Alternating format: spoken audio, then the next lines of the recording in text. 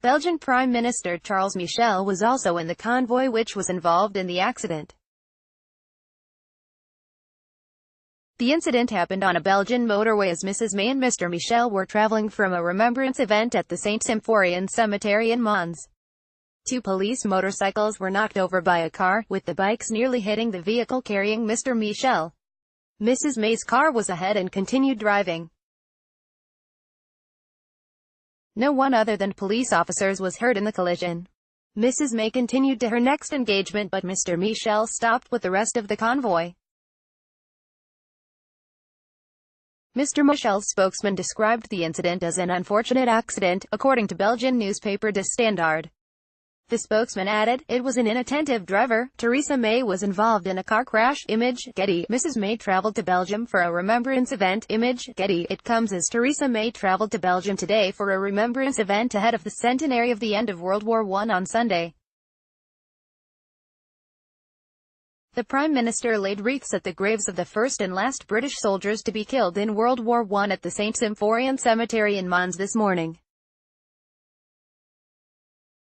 Mrs May said, that their graves lie opposite each other is a fitting and poignant symbol that brings home the eternal bond between them, and every member of the armed forces who gave their lives to protect what we hold so dear. We remember the heroes who lost their lives in the horror of the trenches.